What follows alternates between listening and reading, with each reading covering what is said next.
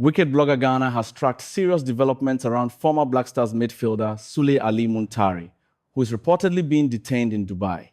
The reasons, according to multiple sources, are not simply legal formalities. They appear tied to a $300,000 loan dispute, mounting financial pressure, old debts, and failed repayments that have allegedly spiraled into a more serious financial crisis.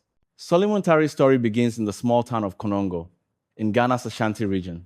Born into humble circumstances in 1984, Muntari displayed exceptional talent on the football pitch from a very young age. He joined Liberty Professionals in Accra as a teenager, and his combination of stamina, physicality, and sharp passing skills quickly set him apart from his peers. It wasn't long before European scouts noticed him, and in 2002, he secured a move to Udinese in Italy, the first step in a career that would see him become a household name worldwide. At Udinese, Muntari adapted quickly to European football, learning tactical discipline while retaining the flair that made him dangerous in midfield. His versatility allowed him to play both defensively and offensively, making him invaluable to any team. His performances in Serie A earned him a move to Portsmouth in the English Premier League, where he impressed with his aggressive style and ability to score from distance. However, it was at Inter Milan where Muntari reached the pinnacle of his club career. Joining Jose Mourinho's side, he became part of the team that achieved the historic treble in 2009 and 2010, winning Serie A, Coppa Italia, and the UEFA Champions League. Known for thunderous long-range strikes, relentless tackling, and occasional disciplinary lapses, Muntari carved out a reputation as one of the most combative and dynamic midfielders in Europe. He later moved to AC Milan, continuing to compete at the highest level in Serie A, before stints in Sunderland, Al Ittihad in Saudi Arabia, and other clubs. Internationally, Muntari was a cornerstone of the Ghanaian national team. He played in 3 World Cups, including the memorable 2010 edition in South Africa, where Ghana reached the quarterfinals and narrowly missed the semifinals after a dramatic penalty shootout against Uruguay. Muntari's commitment on the field and iconic presence made him one of the most celebrated Ghanaian football exports of his generation. Despite decades of success and international recognition, recent reports suggest Muntari's post-football life has not mirrored his glory days on the pitch. Sources indicate he borrowed $300,000 from an individual, promising repayment with substantial interest, only to allegedly default. This debt has reportedly become the center of his current predicament in Dubai, where he's allegedly being held for months. Financial experts and insiders familiar with his situation reveal that this is not an isolated issue. Muntari's financial troubles are set to extend to multiple debts, liquidity challenges, and unpaid obligations. Reports indicate that he considered selling some of his East Legon properties, including a luxury apartment in Villaggio, Zorowulu, to cover pressing financial needs. Other reports suggest the properties were rented out as a temporary solution to alleviate cash shortages. Adding further complexity, Muntari was previously sued in Ghana for 97,000 euros by a business person claiming he failed to pay for airline tickets and hotel accommodations booked between 2015 and 2017. That case, coupled with the alleged Dubai loan dispute, paints a troubling picture of financial mismanagement, even for a player who earned millions during his career. Reactions to these reports have been mixed. Several former Black Stars teammates indicated they were still verifying the claims, emphasizing that no official confirmation had emerged.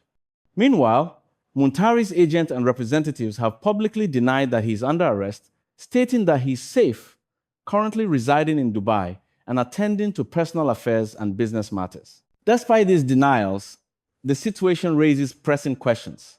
How does a footballer of Muntari's stature, celebrated globally and decorated with European trophies, find himself in financial strife?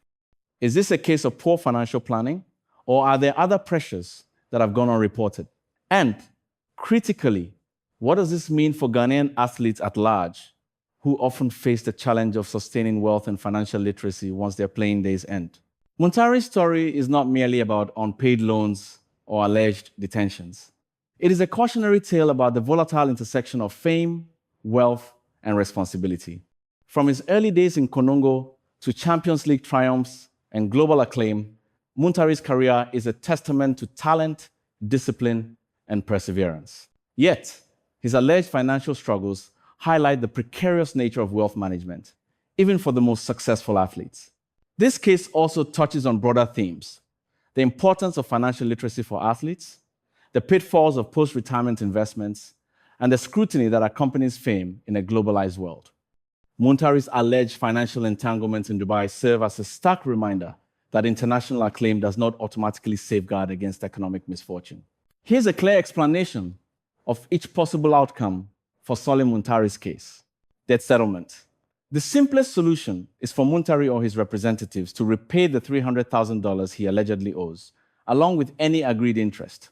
If this happens, authorities would release him quickly because the dispute would be resolved as a civil matter. Court process. If the lender insists on legal action, Dubai courts could get involved.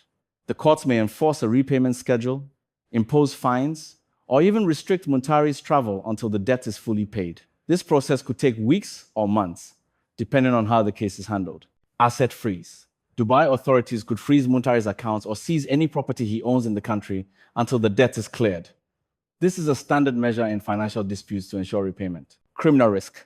If evidence surfaces that he intentionally took the loan without intending to repay it, the case could shift from a civil matter to a criminal one.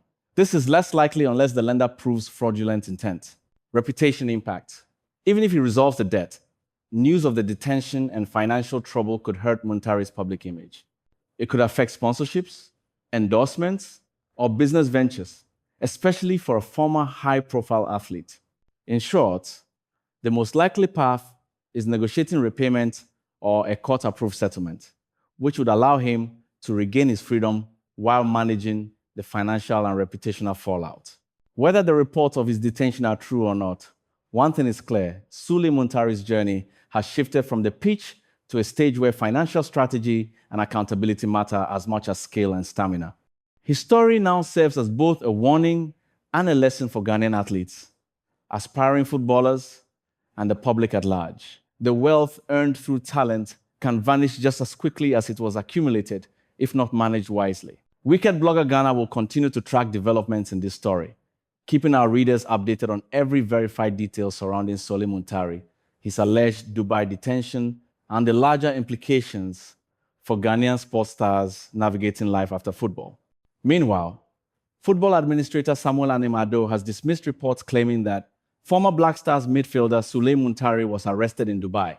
In a statement posted on his verified X, formerly Twitter account, Anim Ado confirmed that Muntari is safe and currently residing in Dubai, where he is focused on his personal affairs and business activities.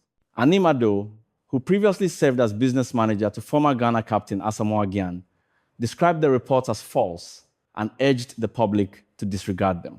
He also called on the media outlets that circulated the misinformation to retract their stories and issue an apology.